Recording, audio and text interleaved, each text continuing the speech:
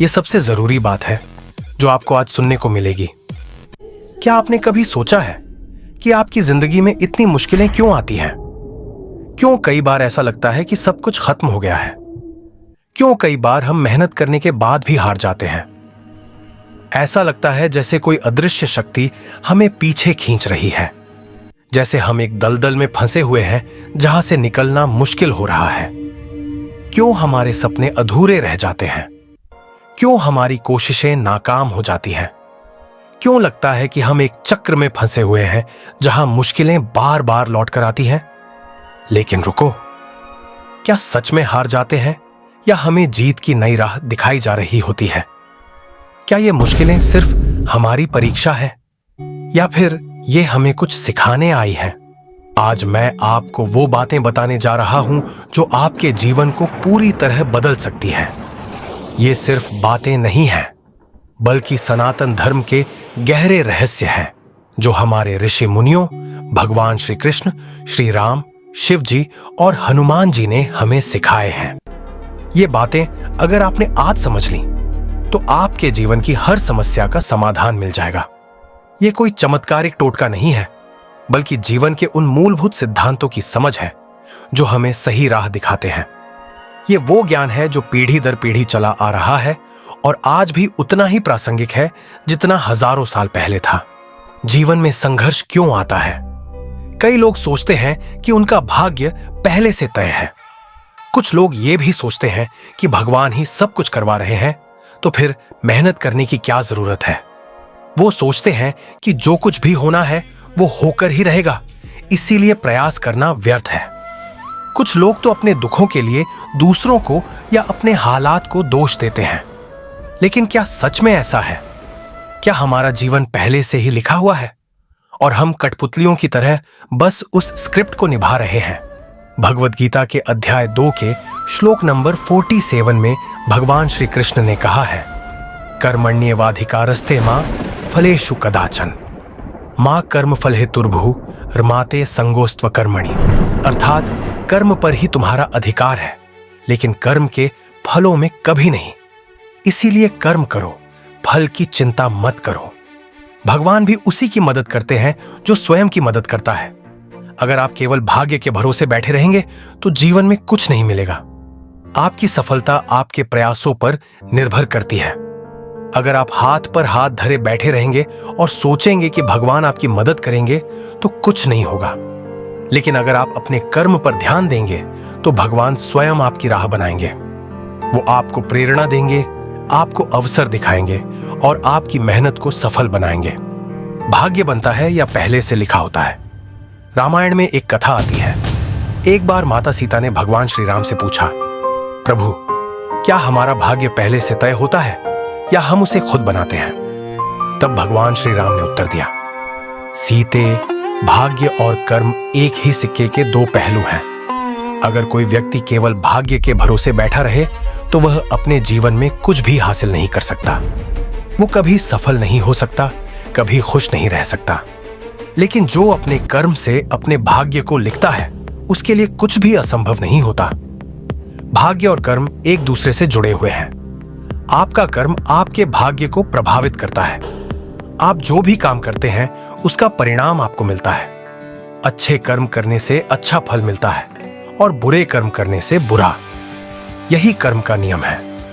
यही कारण है कि हनुमान जी ने सिर्फ भक्ति और शक्ति के बल पर असंभव को संभव कर दिखाया। जब किसी ने भी सोचा नहीं था कि लंका पार की जा सकती है, तब हनुमान जी ने अपने अंदर की शक्ति को पहचाना और एक छलांग में सागर पार कर लिया। उन्होंने अपने कर्म से अपने भाग्य को लिखा। अब सोचिए, अगर हनुमान जी अपने भाग्य के भरोसे बैठे रहते तो क्या यह संभव होता? क्या वो कभी लंका जा पाते? क्या वो माता सीता को ढूंढ पाते? नहीं, कभी नहीं। उन्होंने अपने कर्म पर विश्वास किया और अपनी शक्ति का सही उपयोग किया और इसीलिए वो सफल हुए। भगवान शिव की सीख, सच्ची शक्ति कहां है? भगवान शिव को संहारकर्ता कहा जाता है। लेकिन क्या आपको पता है कि शिव जी सबसे ज्यादा शांत भी रहते हैं?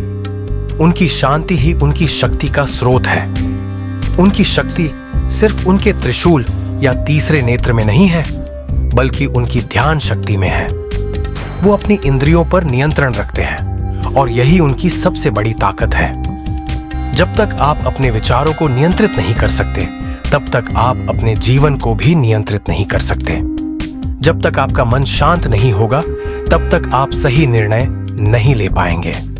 इसीलिए भगवान शिव ध्यान की सबसे बड़ी शक्ति का प्रतीक है। अगर आप रोज केवल 10 मिनट ध्यान करें तो आपके जीवन में चमत्कारी बदलाव आ सकते हैं। ध्यान से आपकी एकाग्रता बढ़ती है, आपका तनाव कम होता है और आप अपने लक्ष्यों को बेहतर तरीके से प्राप्त कर पाते हैं। महाभारत का सबसे बड़ा सबक हार नहीं, सीख। महाभारत में अर्जुन ने जब युद्ध से पहले अपने हथियार डाल दिए थे, तब भगवान श्री कृष्ण ने उनसे कहा था, जो इंसान खुद को हारा हुआ मान लेता है वह कभी जीत नहीं सकता। हारने वाला वो नहीं होता जो गिर जाता है, हारने वाला वो होता है जो उठने से इनकार कर देता है। लेकिन जो हर हार में भी एक सीख ढूंढता है वह कभी पराजित नहीं होता। जीवन में जब भी कोई कठिनाई आए तो सोचो, ये कठिनाई मुझे क्या सिखाने आई है। हर मुश्किल एक अवसर होती है, एक नया सबक सीखने का मौका। क्या ये मुझे मजबूत बना रही है? क्या ये मुझे कुछ नया सिखा रही है?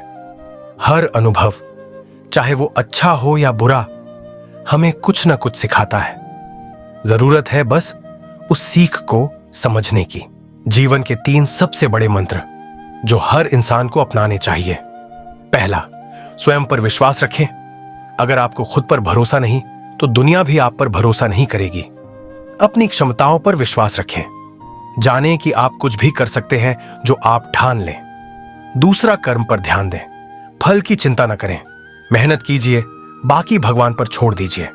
अपना काम पूरी ईमानदारी और लगन से कीजिए, परिणाम की चिंता मत कीजिए। फल आपको समय आने पर अवश्य मिलेगा।